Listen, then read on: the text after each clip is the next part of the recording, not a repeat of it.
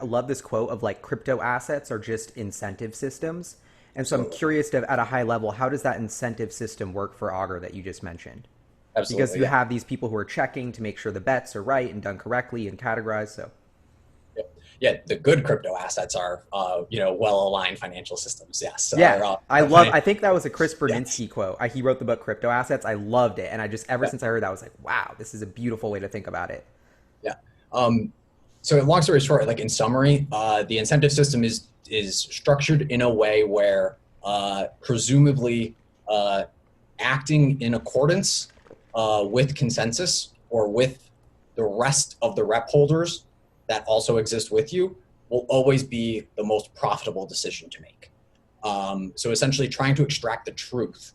Somebody can come in and lie. Somebody can stake some rep and say Hillary Clinton won the last election.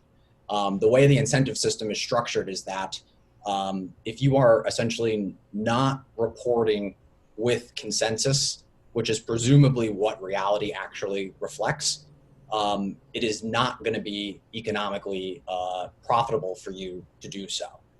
So on the inverse, essentially, it makes lying expensive. If you come in and you try to perpetuate some sort of reality that doesn't actually exist in the real world, all the other rep holders have a financial incentive to come in and correct you. And if they end up winning that dispute, you lose all your rep. All your rep goes to them. And this is how the kind of dispute system back and forth works. There's essentially an initial bond that gets posted.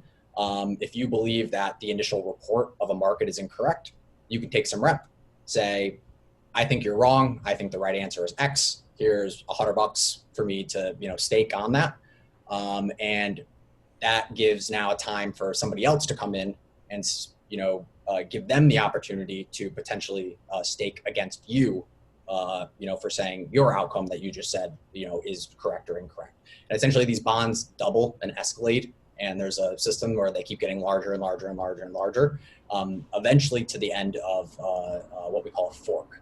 And this is kind of the core of Augur's security model, which is that if this dispute escalates to a high enough level, it's currently set at about the final forking round's about 550,000 rep, which at current price is like maybe 15 million bucks, 17 million bucks.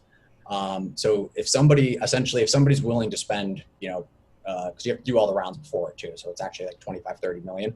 If somebody's willing to spend like 25, 30 million bucks and bring a market all the way to forking, essentially what Augur will do is the Augur Oracle goes, well, we can't determine truth here. There's two sides of the story. Then you're both willing to stake tens of millions of dollars on it. So it forks the reputation token into two different worlds. One Wow, world like where Bitcoin, outcome A, Bitcoin Cash, that same kind yes, of. kind of. Yeah, yeah. It's like say it was the presidential market and there was disputed all the way to a fork. Essentially, Augur would at the end fork the reputation token and say, there's now two Augurs. An Augur over here, Hillary Clinton is president. And an Wow. Augur over here, Donald Trump is president. Now, if you want to use Augur as a regular person, you got to decide which version of Augur you want to participate in. And the theory behind it is that people won't want to participate in the world that doesn't accurately reflect what they perceive as reality Yep. because they don't have trust in that system. If I'm a trader, well, this Oracle resolved the market as Hillary Clinton. I don't want to trade there because if I trade on one of these markets, I don't know what they're going to resolve as. Right? Like I'll make a bet on Apple price being this, and it was, but then they don't like reality, so then I'm not even gonna get my money, even though I was right. So why Absolutely. would I Yep. start? Okay. Really Yep. interesting. Love that breakdown. So Yep. you launched this initial product. I want to say a couple years ago. You put this out into the wild, and a lot of political elections, I think, was some of the traction. But can you talk to us about what happened when you put it out? Like how much money, it moved through the platform, that kind of thing. Yeah. Yeah, it took like 3 years of development to get it to the kind of V1 state. V1 launched in July of 2018, so almost 2 years ago, or just over 2 years ago now. It launched with Ether as the trading currency, so you had to use ETH to place your bets, and all your bets were done in ETH. But initially, I think it did significantly better than all of us ever anticipated. The user experience of it was relatively subpar.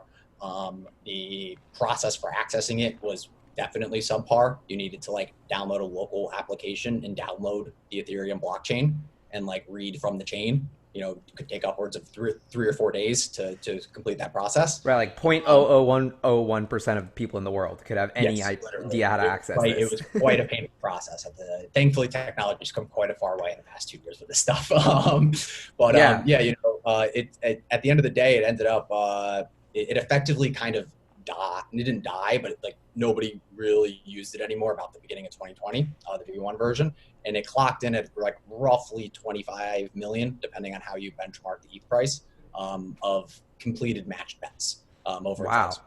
So that's So pretty impressive real world traction. Like this, theoretical betting platform schemed up by these academics, sort of, that you code onto this wild decentralized blockchain, and all of a sudden you put out in the wild, and you're getting 25 million on the beta. Like that's some real money there.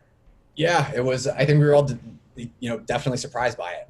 And I think the better version of it, like, the way we deployed it and launched it was kind of that we knew the actual like user product was less than ideal. But it was also the first time we were deploying essentially this incentive system into the world. And when we say it's kind of like a beta, it was really like a beta for like, we need to ensure this like incentive system that we've designed here and this reporting system and the way that we determine outcomes of events and everything is actually going to work, and that that people are properly driven to these certain financial incentives, and it's like all these like kind of levers and mechanisms, and it's like you have to people have to come in and pull things and report on things and do this and do that, and that ended up working beautifully. The product itself had some problems in terms of the actual kind of like website and software, just in terms of usability, but a market didn't like report incorrectly. It's like a subjective thing to say, but there were no outcomes that were really there was no outcomes that were ever heavily disputed. There were outcomes that went through some dispute rounds, but they wrapped up pretty quickly, and no market like resolved like as anybody a regular person would define as like inaccurate. So that was kind of the big thing, and there was Wow. maybe 3,000 of them or so, 3,500 of them. So it gave us confidence in the fact that at least this kind of incentive and token system that we've designed to be the blockchain oracle seems to be working, and that markets resolved correctly. People have the right incentives to come in and do the correct work, and then we spent the kind of next 2 years. Okay, foundation works. How do we make this thing more usable by a more common person or a more common crypto person, or et cetera?